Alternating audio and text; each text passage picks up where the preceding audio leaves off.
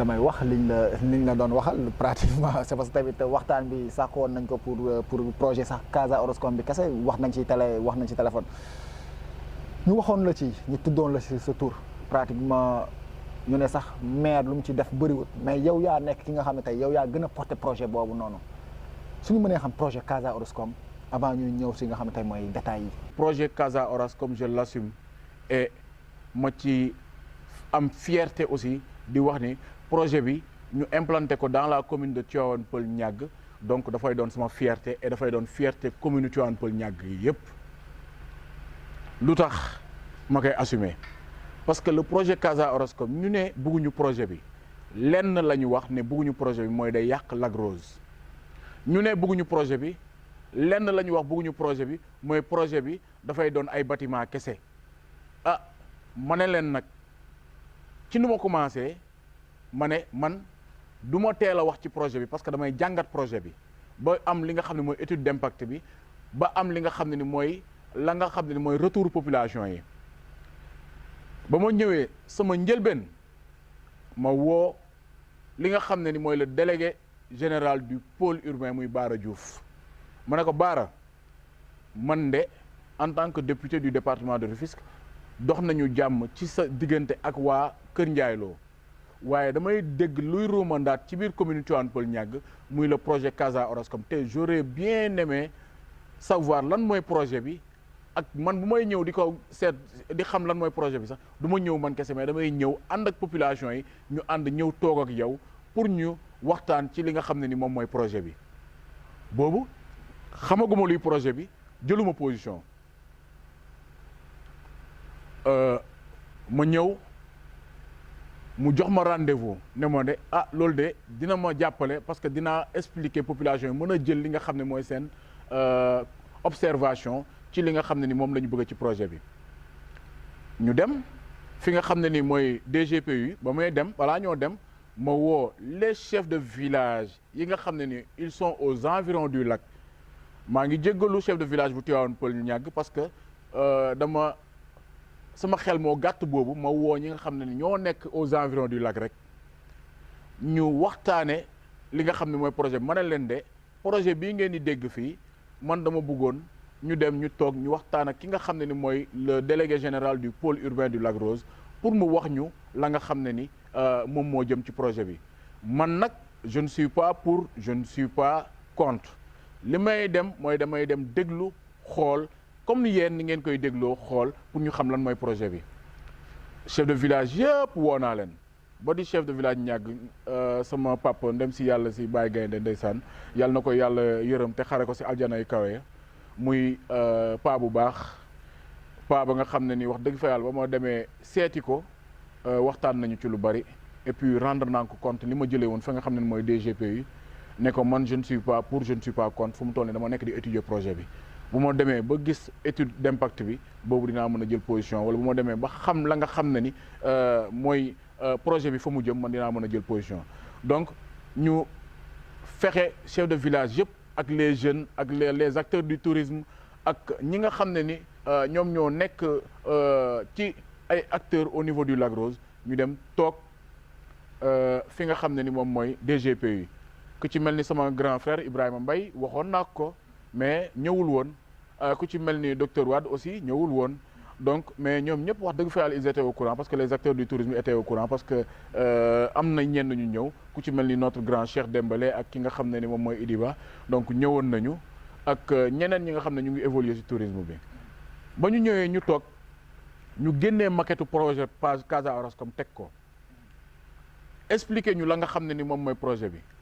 waaye première inquiétude bu acteur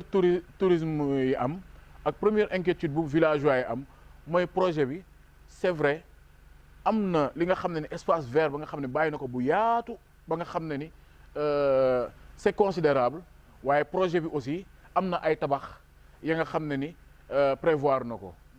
et mu doon 18 000 logements et ci biir projet bi aussi ñu gis ni dañu xaw a ñoom si seen espace vert yi dañu xaw a jege lac bi ñu ne nag bu ñu sañoon dañuy bàyyi espace bi nga xam ne ni fa la quad yi di daw fa la dromadaire yi di daw fa la kii di daw ak bàyyi benn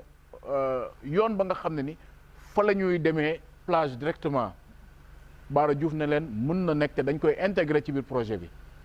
donc foofu ñëpp applaudir ñëpp d'accord ci li nga xam ne ni moom mooy projet bi léegi projet bi nag ñu wax ni du projet Bara Diouf du projet honorable député du projet monsieur le maire projet bu jóge biir présidence la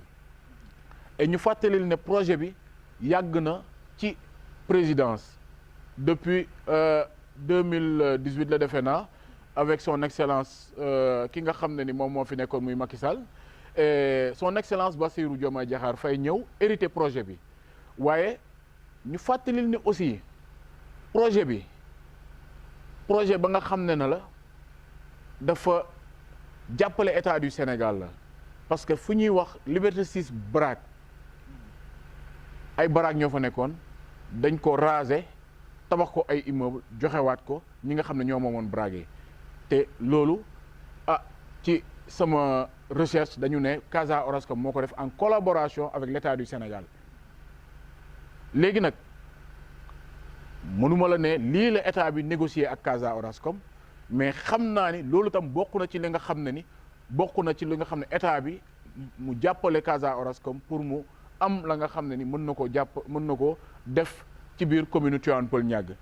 et ci biir commune Tivaouane Peulh Niaga nag il n'est pas exclu mu def lu mu def Liberté 6 BRAC loolu exclusivité la il n'est pas exclu mu def projet ba pare woo doomu commune Tivaouane Peulh Niaga ne man de war naa mën a jox lii doomu commune Tivaouane Peulh Niaga. projet bi day delluwaat ci biir commune Tivaouane Peulh Niaga. day delluwaat ci biir commune Tivaouane Peulh Niaga il n'est pas exclu. il n'est pas exclu c'est pas confirmé il n'est pas exclu parce que dafa bokk ci la nga xam ni man maa ngi koy jooytu.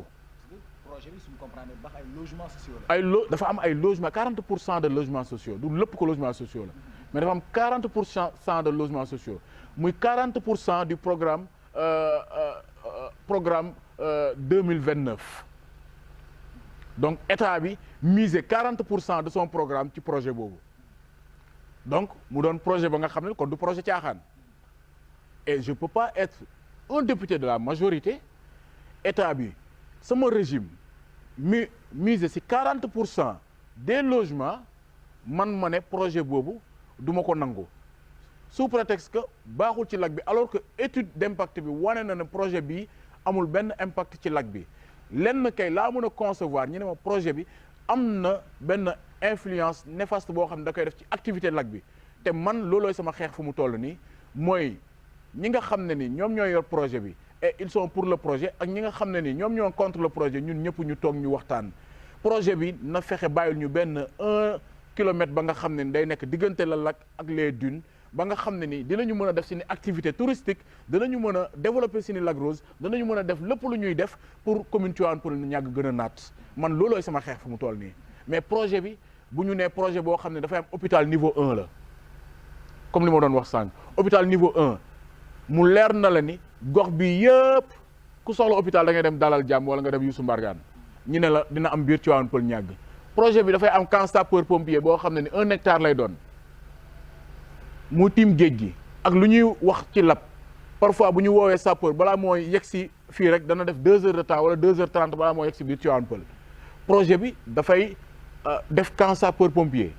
projet bi dafay am li nga xam ne mooy centre de formation professionnelle pour les jeunes de Tivaouane Peulh Niaga mu doon centre ba nga xam ne day nekk ci fi nga xam ne ni mooy côté Lac Rose bi projet bi dafay am des banques projet bi dafay am des cliniques yi nga xam ne daf fiy ñëw ku soxla Dakar spécialité sa bëñ di metti wala sa kii di metti wala leneen ak leneen dootoo dem Dakar mën nga toog fii def li ngay def lépp ci biir Casa Orascom bi ku soxla la nga xam ne ni moom mooy banque pour retirer la nga xam ne ni seeni papa yi nga xam dañu retraité war a di dem ba banque pour dem retirer seen pension mën nañ ko def dans la commune de Tivaouane Peulh Niaga donc projet bi yooyu yëpp da koo am pour li nga xam ne ni moom mooy njeexital ci askan wi. aussi est-ce que nangul na ni ñi nga xam ne tamit dañoo contre projet bi mooy li ñuy wax aussi parce que ñoom amuñu projet. dañuy soucié wu c'est parce que nee nañ foofu yëpp bande de filao bi pratiquement dañ koy dindi et ils ont mis pas mal d'années pour defar li nga xam ne tey mooy bande de filao yooyu noonu. effectivement soucieux de ces bandes de filao là et pour vous dire vrai répondre la ci fi nga wax bande de filao yooyu suba mën naa leen may ngeen jël seen caméra ngeen dugg foofu di ngeen gis ni am na ay fondation yu ñu fa def am na ay kër yu ñu fay waaj a tabax am na ay murets am na ay kii donc pour vous dire que buñ ko bàyyee tamit nit ñi dañ koy occuper ji waxuñu nag ñu yàq bande de filao yi mais projet Orascom bande de filao bu mu sempi day sampaat bande de filao parce que projet bi mën naa ne si c'est 216 hectares nañu jàpp ni 100 hectares yi mën na doon la nga xam ne dañ koy delloowaat mooy nature bi moom mooy réserve bi mooy bande de filao ak ay parc ak li nga xam ne ni yeesal la ci li nga xam ne ni mooy la verdure waaw moo tax ñu tuddee ko Lac Rose Ville Verte ce n'est pas rien moo tax ñu tuddee ko Lac Rose Ville Verte parce que mënoon nañ ko tuddee Lac Rose Orascom boobu dana gën a xel yi dana gën a ñaaw mais Lac Rose Ville Verte donc ce qui est sûr on va miser sur la verdure on va miser sur l'environnement ba ñun ñi nga xam ne ñun ñoo fiy nekk comme autorité incha allahu rabbi war nañu mën a taxaw ba ñoom ñu mën a respecter li nga xam ne pacte yi nga xam ne moom la ñu signé waaye engagement yi nga xam ne moom la ñu signé léegi lenn rek moo des muy taxawaayu population bi du mel ni projet ba nga xam ne ni dañ ko joxoon waa Namora de du mel ni projet ba nga xam ne dañ ko joxoon waa Sokabek de du mel ni projet boo xam ne dañ ko joxoon